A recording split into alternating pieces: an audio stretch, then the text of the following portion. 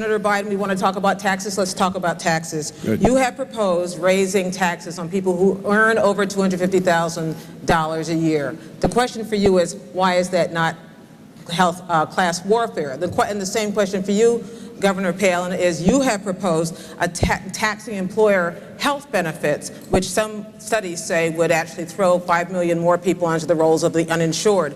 I want to know why that isn't taking things out on the poor, starting with you, Senator Biden. Well, Gwen, where I come from, it's called fairness, just simple fairness. The middle class is struggling.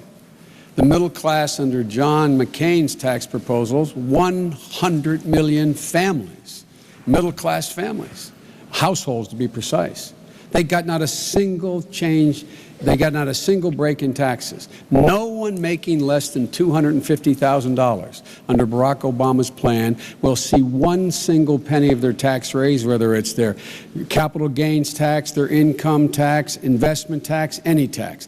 And 95% of the people in the United States of America making less than $150,000 will get a tax break. Now, that seems to me to be simple fairness. The economic engine of America is the middle class. It's the people listening to this broadcast. When you do well, America does well. Even the wealthy do well. This is not punitive. John wants to add $300 billion in new tax cuts per year for corporate America and the very wealthy, while giving virtually nothing to the middle class. We have a different value set. The middle class is the economic engine. It's fair. They deserve the tax breaks, not the super wealthy who are doing pretty well. They don't need any more tax breaks. And by the way, they'll pay no more than they did under Ronald Reagan. Governor?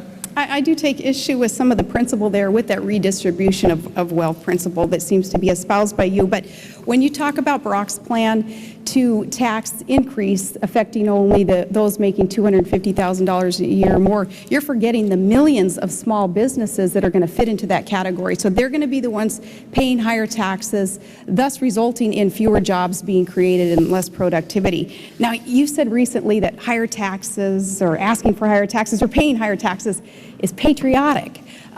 In the middle class of America, which is where Todd and I have been, all of our lives, that's not patriotic. Patriotic is saying, government, you're not always the solution. In fact, too often you're the problem. So government, lessen the tax burden on the private sector and on our families and get out of the way and let the private sector and our families grow and thrive and prosper. An increased tax formula that Barack Obama is proposing, in addition to nearly $1 trillion in new spending that he's proposing, is the backwards way of trying to grow our economy. Governor, are you interested in defending Senator McCain's health care plan? I am, because he's got a good health care plan that is detailed, and I want to give you a couple of details on that. He's proposing a $5,000 tax credit for families so that they can get out there and they can purchase their own health care coverage. And that's a smart thing to do. That's budget neutral. That doesn't cost the government anything, as opposed to Barack Obama's plan to mandate health care coverage and have this universal government-run program. And unless you're pleased with the way that the federal government has been running anything lately, I don't think that it's going to be real pleasing for Americans to consider health care being taken over by the feds. But a $5,000 health care credit through our income tax, that's budget neutral, that's going to help.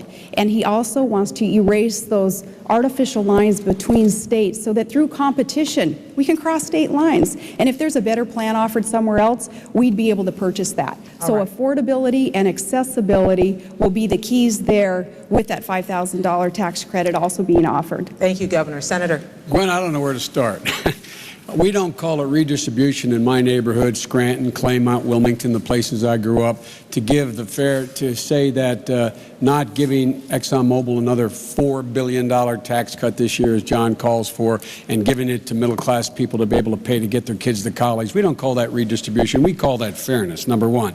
Number two, factually, 95% of the small businesses in America, their owners make less than $250,000 a year. They would not get one single solitary penny increase in taxes, those small businesses. Now, with regard to the health care plan, You know, it's with one hand you give it, the other you take it. You know how you know how John McCain pays for his $5,000 tax credit you're going to get, a family will get? He taxes as income every one of you out there, every one of you listening who has a health care plan through your employer. That's how he raises $3.6 trillion on your taxing your health care benefit to give you a $5,000 plan, which his website points out will go straight to the insurance company.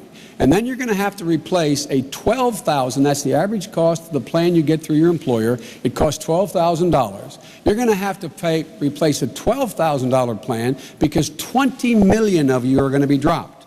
20 million of you will be dropped. So you're going to have to replace a $12,000 plan with a $5,000 check you've just given to the insurance company. I call that the ultimate bridge to nowhere. Thank you, Senator. Now,